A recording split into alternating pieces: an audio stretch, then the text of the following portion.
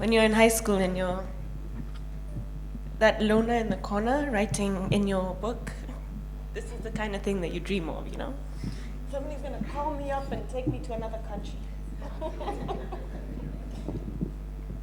There we go.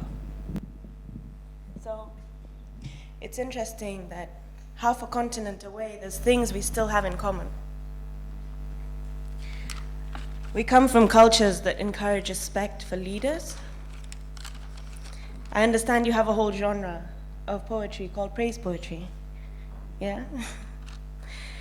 So, in the end, our leaders forget that they are our employees, and this is my reminder.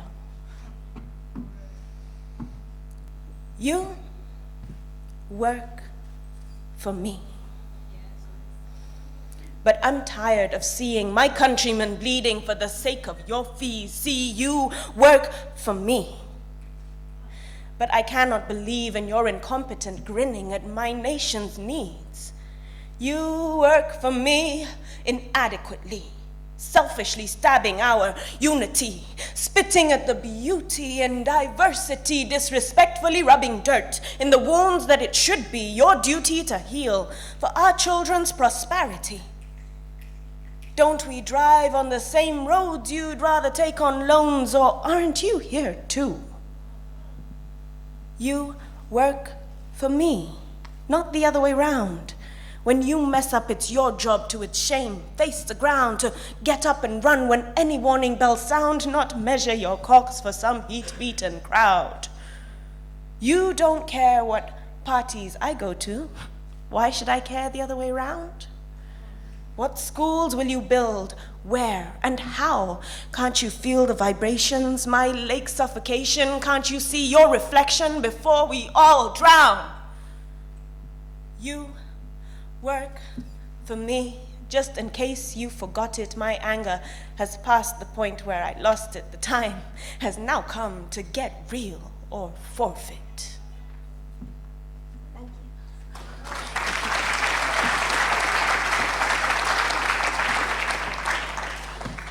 So these guys, they're so selfish that sometimes I feel tired. You see, we had an uprising without a solution. We had violent demonstrations without a revolution. We have an open wound that needs ablution and has little to do with an incomprehensible constitution. We have selfish statues who stand by false statutes on mountains unreachable for anyone with the right attributes, who have the money and the power to put our media on mute about issues which affect us, resolute to commute to find enough bread so our babies have food. We have zealous defenders who run around in white defenders who are powerless to defend us from our leading offenders, so before the silence ends us, we must shout until it deafens us, be heard by all who seek to oppress us. Because despite our strength in numbers, we're invisible when quiet. We're invisible when quiet. We're invisible when quiet. So before we pick up our self-pity and try to drown in it, get up, stand up, get up and do something about it.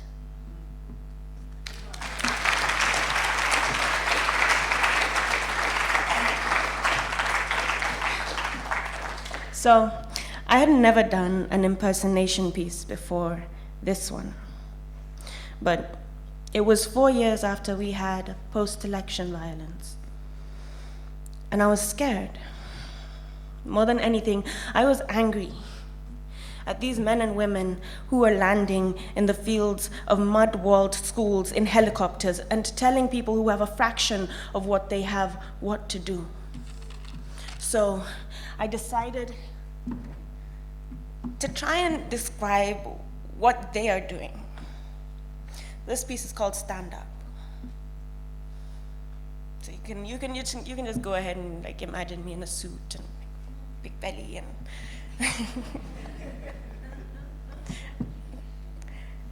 stand up and fight for me. Don't we drink the same brand of coffee? We come from the same place, so please stand up and fight for me. Stand up and fight for me. I paid your daughter's high school fees, treated your son when he couldn't breathe. I gave your pregnant wife good things to eat. Stand up and fight for me. Stand up and burn for me. Light fires high for all to see. Convince the world that I should lead. Without you, no one else perceives that you stood to burn for me. If the fire catches your roof too, breathe. Not to worry, I'll still succeed because you stood.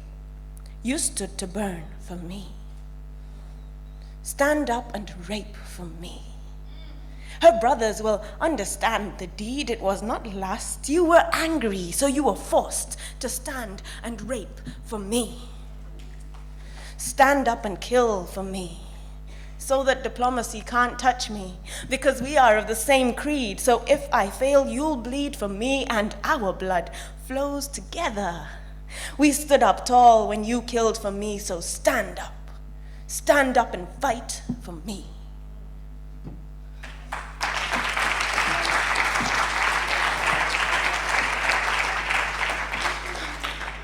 So, left to our own devices, we would just get along, but because divide and conquer is still alive and strong, camouflaged in one color, economic barriers are excused by different languages. It would be a shame if I came all the way here and didn't do at least one piece in Kiswahili.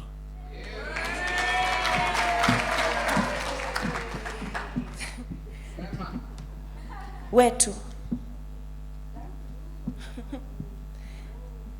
Ndio, lugha tunazo nyingi. Neno zingekuwa shilingi tungekuwa zote matajiri. Tusijilinganisha na miti mwenye tunamwona kwa runinga. Eti juu matawi zake na zangu zafanana rangi. Chilinganishe na jirani. Ndiye anaweza kutunza watoto tukienda kazi. Siku ijayo nikikosa, ndiye atanisaidia chumvi. Bega kwa bega tunayo nguvu ya kuhakikisha uhai ya amani. Tusikubali kuwa nyasi ndovu zikipigania udume. Vijana tushikane, wewe na mimi, ili kesho tule, leo tulime.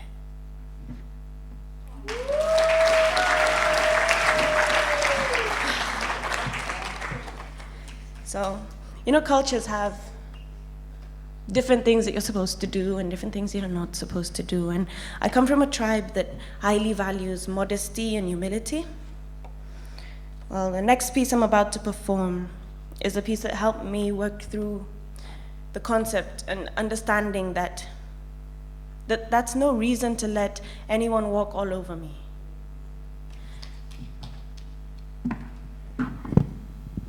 I'm not sorry. I'm not sorry for my imperfections. I'm not sorry for my qualities. I'm not sorry that I'm beautiful. I'm not sorry that I breathe. I'm not sorry that my smile is bright, that you'll watch me till I'm out of sight. I'm not sour when her face scowls, when she will not match my light. I'm proud to be just who I am. Happy I don't give a damn. When you can't see, you shouldn't be sorry either.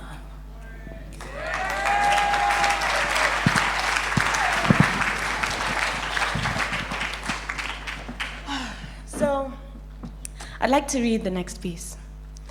Growing up as a girl, there's so much, whether you like hip hop or reggae or poetry or comedy, there's so much to look forward to in being a mother. Something that you kind of, one day. And I realized that the same can't be said for my brother. So, it's time to tell. And an ode to the amazing fathers of this world. It's a shame. Your light is shadowed over by whispered domestic war stories with more guts than glory. When your fellow dads abandoned their homes for younger love stories. It's sad that those who rise to the occasion of single parenthood will hear more blame for absent counterparts than compliment for their part. from playgrounds to churches to chamas. The women with positive stories of learning how to ride bikes or drive cars are hushed by a cry out for babas who, whether present or not, may as well have been on Mars. So it's time.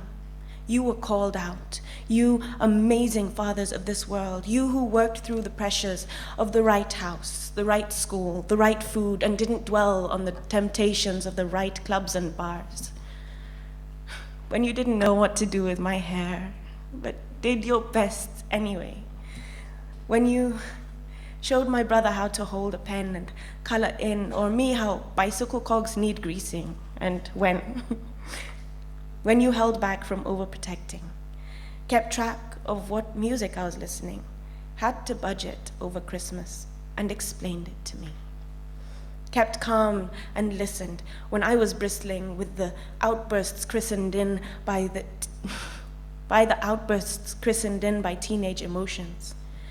When you tried to give me a compliment or guidance and it hurt. When you repeatedly instilled in me that to live right, you have to work. When the way you lived your life made me burst with pride when someone said I looked just like you. And I think it possible that more harsh words than kind reach for you as a dad. So it's time I spoke my mind. You are amazing.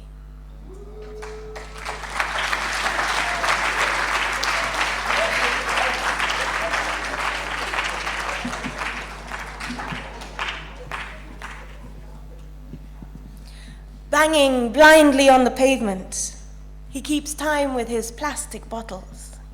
One beaten down Sprite, one labeled blue water. Faded stripes on his cotton top and trousers tell a story of better times. Better times he's never had himself. Waiting patiently for Mama to finish work, he looks around, he sees many people every day passing, seldom seeing him. The young little one he's only 5.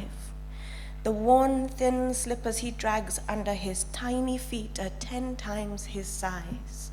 A disposable cup poses between them, collecting revenue from passers-by who want to buy, begging. The little feet are taught many lessons every day. How hard is the ground? How to carry hands out and open to the drizzle of pity that trickles down from busy, guilty, fickle streets of busy, coin-holding passers-by. They sit amidst the traffic, between the traffic going to and the traffic coming from, stagnant in the closed, outstretched palm of the pavement. His elder brothers, 10 or 12, nimble, strong, and not too old to learn to pick a pocket. His brother, who is there for him, to talk, to sing a song with him, to while away the time. They learn fast, children do, to say hello, to tie their shoes, to sit with arms outstretched. They do.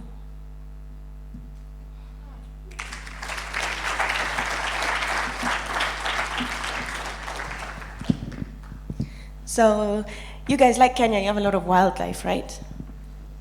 Anyone know what a male elephant is called? Wow. That went really well, all right. So, the bull in the china shop.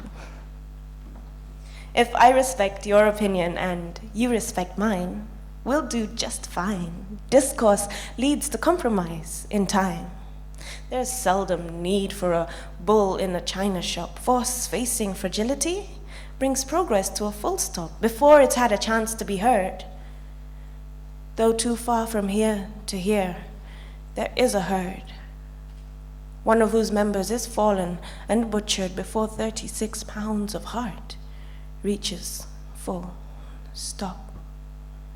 With over 11 million Kenya shillings for 1 kilo of horn, and a maximum possible fine of 1 million Kenya shillings, I guess certain risks in the industry are real, but pay someone else for the dirty work and it's literally a steal. Mombasa, city ya raha, the port of the east coast, but we're leaving it to Malaysia to catch our smuggling boats in the name of hard worked for soapstone goddesses whose images are actually carved out of carcasses from where they once came. Again, there's no need to have a bull in a china shop. But these smugglers, raids, rape a service sector, which is 63% of our trade. All they need to consider is a source for gunpowder implements. They're only up against a government that never implements, so we are implicate in gigantic profit, which knowingly impoverishes the black, the red, the green, and the white. This game of horns and tusks is a thorn in the tasks that an entire nation is geared to achieve. Our 3-ton mothers are being cut open before gestation completion, crushing beneath them the flimsy, archaic laws on which they are leaning. We are custodians of national treasure, the loss of which immeasurable. It takes 1.8 years to make a baby elephant, and that's something none of us can do. So before, as seems likely, 2020 finds their population through, we will stop, allowing any parts of our majestic bulls and cows from finding their tombs in any Chinese shops. There is never a need for a bull in a china shop.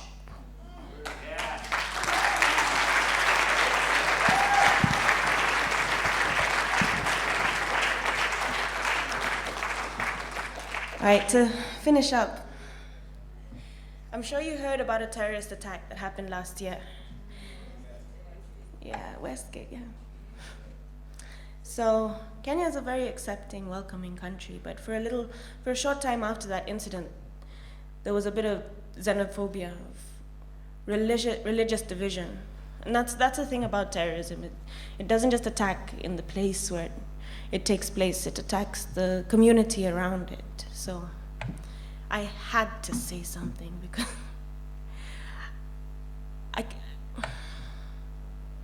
I couldn't allow them to win. So this was my reply. Define and conquer. To be Kenyan is to smell the scent of the dust that's jumping up to meet the rain that's coming. To be Kenyan is to celebrate the clouds, knowing behind them the sun is rising, and with their marriage come the promise of milk, of honey, because to be Kenyan is not to survive. To be Kenyan is to surprise. I'll be honest. Art Cafe is not exactly my cup of tea, and I could never figure out how so many cars wore red and white stickers. Why market for free? I guess I kind of scoffed at the security checks until militants attacked a playground. Yes, we were shot. Yes, we were wounded. No, we are not falling. We won't let one radical group force a xenophobic dawning. We built the bullet glass barricades that held their fort for several days. If we start hating all outsiders, then they win. That's regressive change. Do not think that blind hate is not blind. We must seek to define what they tried to divide. To be Kenyan is to see beauty in curves which frame the colors around msemo za leso. To be Kenyan is to mourn out loud, to cry in ululations as exclamation that the ones we lay to rest have found the afterlife, because to be Kenyan is not to survive. To be Kenyan is not to hide.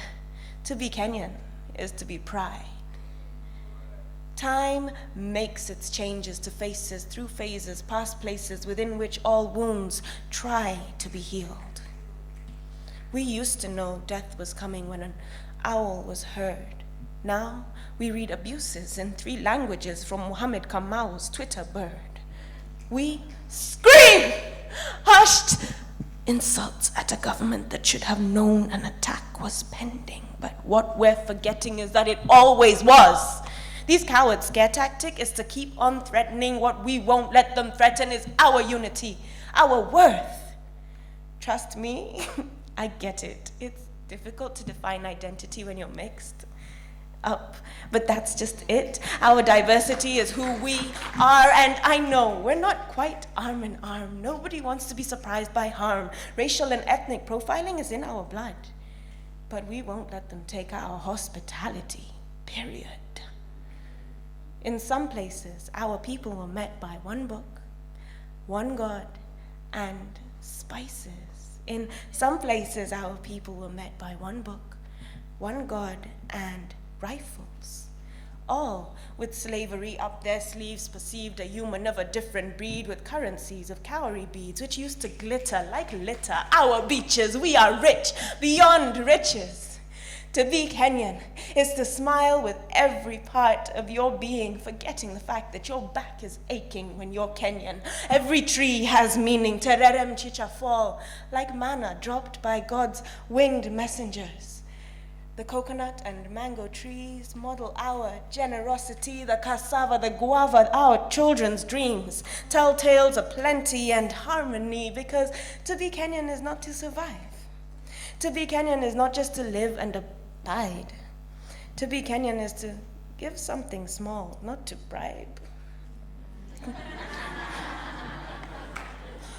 To be Kenyan is not to swallow lies. To be Kenyan is to see the honey through the hive, to love and give thanks for life, to see fish and dive. To be Kenyan is to thrive.